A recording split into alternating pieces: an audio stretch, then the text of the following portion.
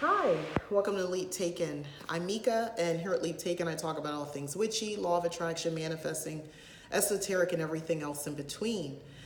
Today, I am talking about a couple different subjects. First thing, I just want to give an update on my rune study because I like having accountability.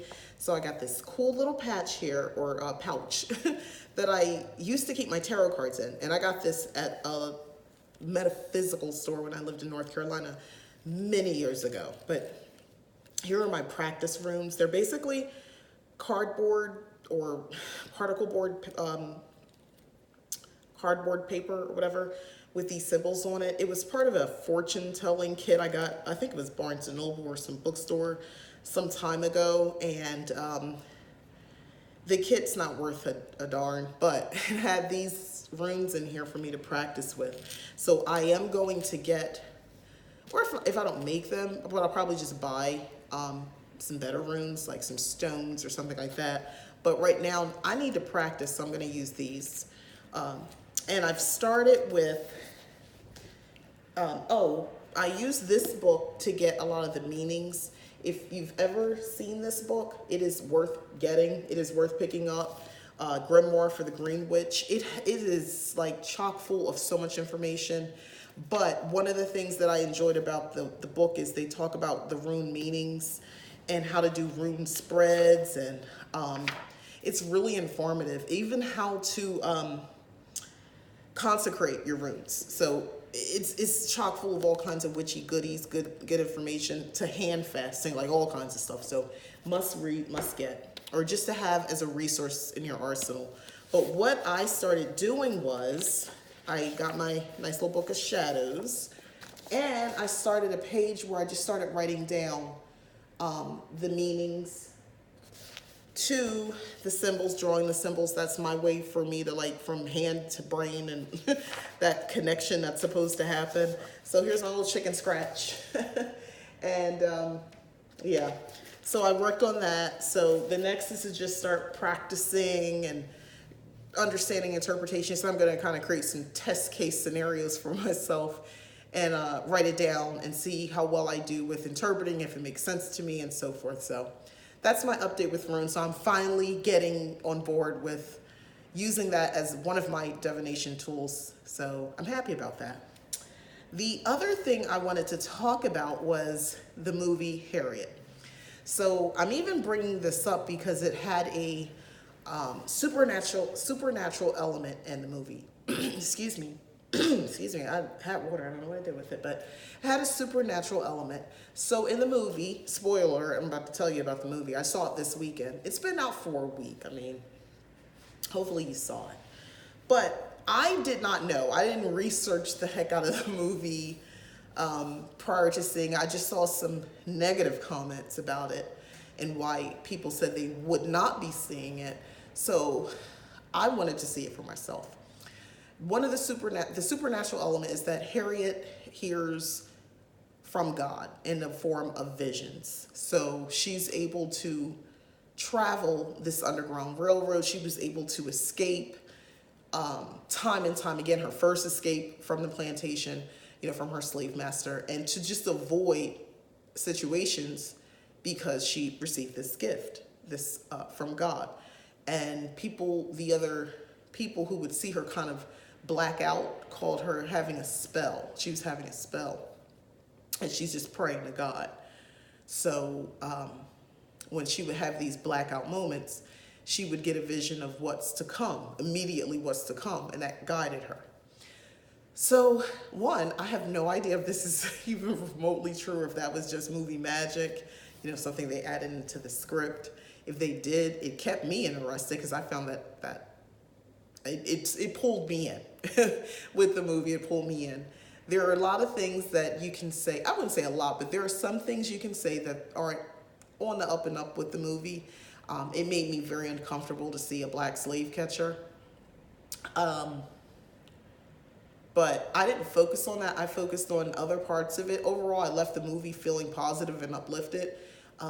Knowing that she had this supernatural ability to talk to God and get these visions will have me researching a little bit more on Harriet Tubman. I did a book report when I was a kid. I don't remember anyone ever mentioning that she had a gift of, she was a seer, or, she could see into the future. That never came up, so I don't remember that coming up when we talked about her, probably more in high school.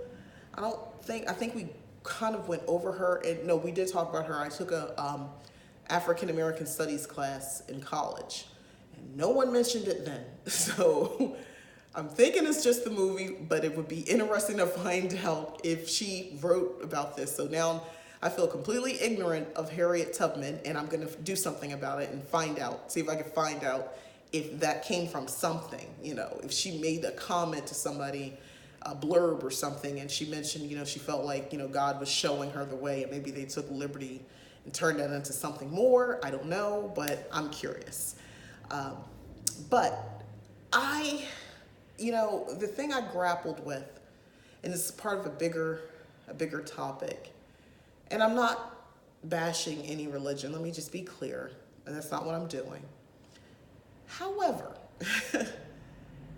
it is exhausting watching a movie like that. I'm already understanding it's about slavery in some capacity because she's freeing slaves. That was her work, right? So we know the slavery part is in it. I'm not exactly thrilled to see yet another movie centered around slavery, but she deserved to have a movie about her, so that's why I saw it.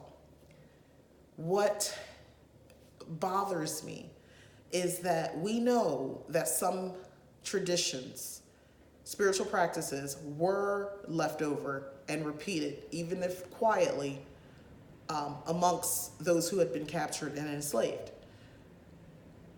We also know that it was important that the slave masters, in a movie, it sort of in the beginning, the black minister is preaching the word of God to the slaves in front of the slave master and his family.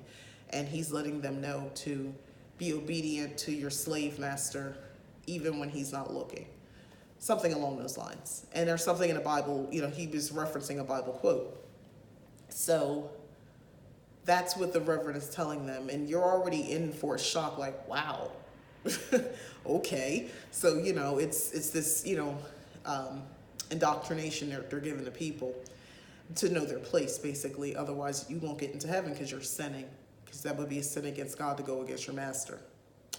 Okay, see how that works out? Wouldn't it have been great if we worked in a component that, even though maybe there wouldn't be the same language that we might use today, knowing a little bit more, or maybe it would have, but they would have referenced something along of that having something to do with beliefs that we know is tied to Africa? Wouldn't it have been great if they did that instead of making it Christian-based?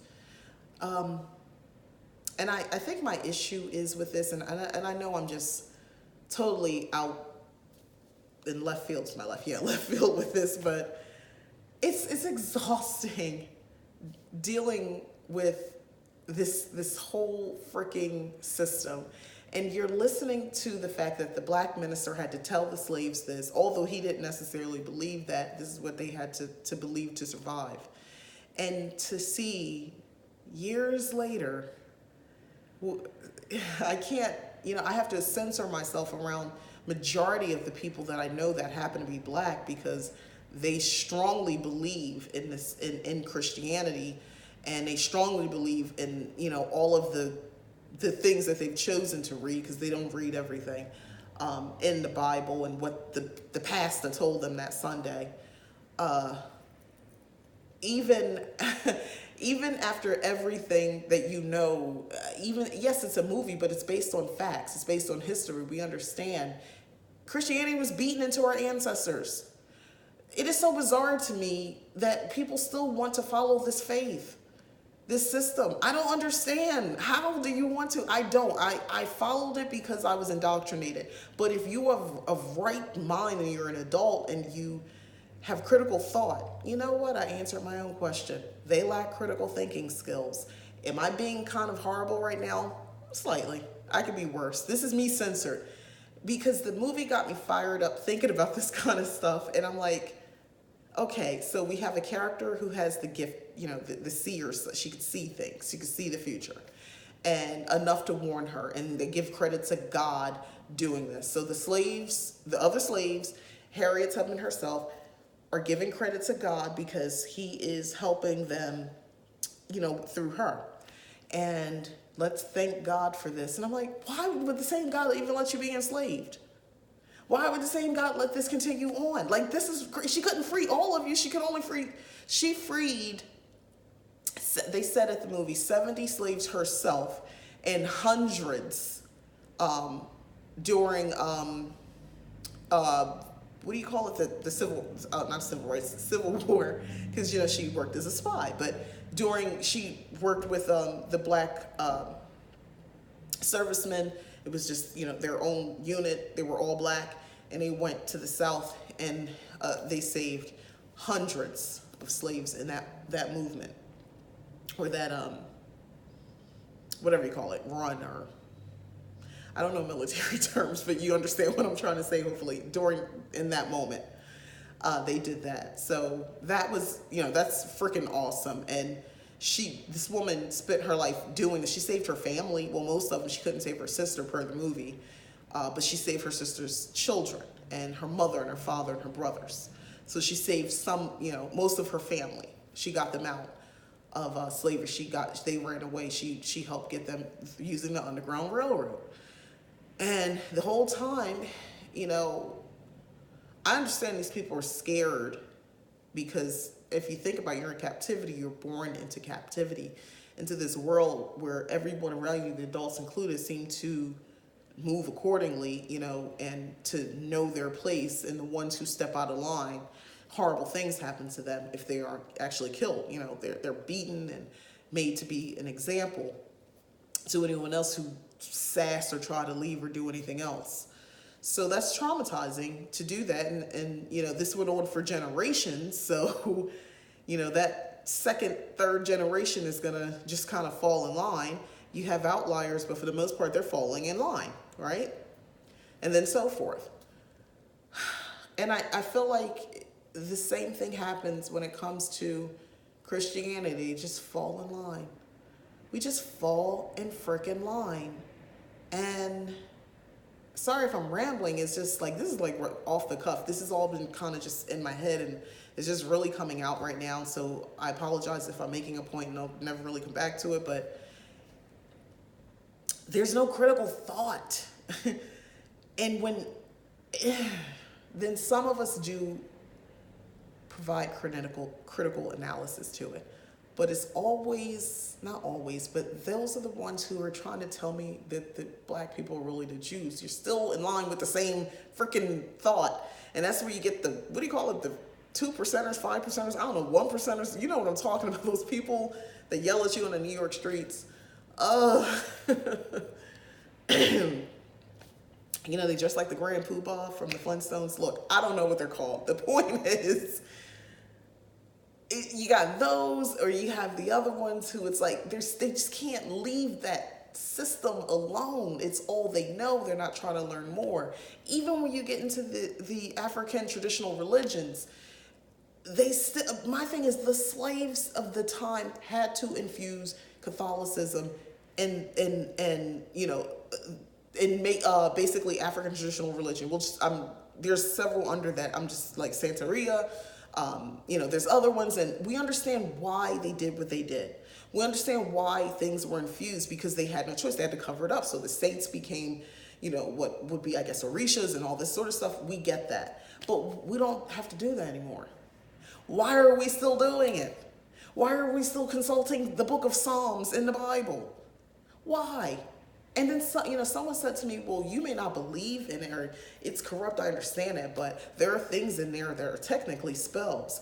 Guess what, people? It's been interpreted, misinterpreted, reinterpreted, revised, redefined, put in a King James's version. All of these other iterations to this freaking Bible has occurred, and you're trying to tell me you can still find some value? Nothing is the same. Nothing is how we don't. You don't know what the original book is. Most of us don't know. And then there's the thing of with the slave Bible versus the regular Bible. The regular, whatever it is, it's all been interpreted from Latin and other languages. And different monarchies had a chance to slice it up a little bit more and take out what they felt was threatening to the people and so forth. So you're not even getting a complete picture. Don't even get me started on the King James Version, the new edition, as I like to call it. Go to the Old Testament. To me, I don't know how much they touch that one, but that's the one that tells you all you need to know. Go to the Old Testament. Part of my homeschooling with my kids is I wanted them to have a very well-rounded. I didn't want them to go in the world and be oblivious. So part of our history, because we were talking about the pharaohs and we were talking about Egypt and all of that and that time period. So I had guided practice to do this, by the way. We referenced parts of the Bible. It was the Old Testament for historical purposes to prove if the Great Flood occurred, So we read, and then a little bit about, I think it was just mostly about that. We talked about that. And overall that time, what would have been around this time period for this particular pharaoh. So my kids are reading this, and my daughter, being who she is, she's like me, she read a little bit more because she was curious. And she's like, this is messed up. You know that, right? I said, yeah, I know. She's like, oh, okay. She's like, people follow this and like they're cool with this vengeful, petty ass deity that they follow. They cool with that. I say, yeah, they're cool with it. But now people prefer to go with the Jesus and not the God, and Jesus is love, Jesus is king. And it's like, nah, you gotta let you know there's only one God. He was very clear on that. And he's a petty God. He's a jealous God. So you can't follow the other gods. He did acknowledge there were other gods. Fun fact, they also acknowledge in the Bible that witches exist. So, and necromancy. That's something that's like, there's scripture to speak on all of these things. So they exist. But, we shouldn't be allowed to live, because there's a quote saying, don't suffer a witch to live. Something along those lines. Which you can interpret that 50,000 ways. It all sounds like we can't be alive. We can't exist. We need to be taken out. So yeah, there's that part. So that blows in the face of the idea of being a Christian witch. Good luck with that, because you're not even supposed to be a witch. But what do I know? I'm just some crazy lady who gets on video and make these crazy videos just espousing her opinions. But anyway, that was my rant. It was all over the place, and I know that, and I'm sorry.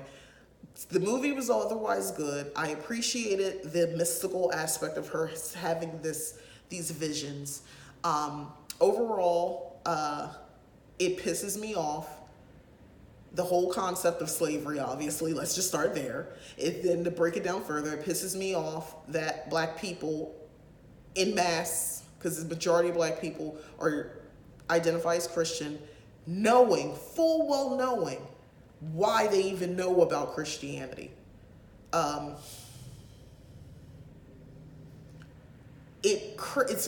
take it a step further, to be in the world of witchcraft, magic, hoodoo, voodoo, and anything else you want to call it, all the mystical, magical, occult, when I come across somebody trying to talk to me about the goddamn Bible again, girl, if you don't get away from me telling me about using some dang on Bible quote and a spell, I don't care. I don't care if you think it's powerful. I don't care if you told me it works for you. Kudos to you. I don't want nothing to do with that. I figured this movie helped me tie it in. It represents pain, suffering, and my freaking ancestors being enslaved. That's what it represents to me.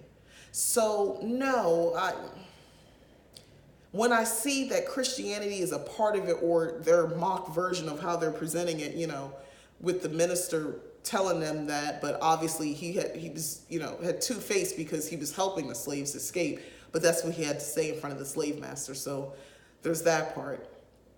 Oh, the whole thing got me heated. Just go see the movie. You'll see for yourself what I'm talking about. Thank you for watching. That's all I got. Thank you.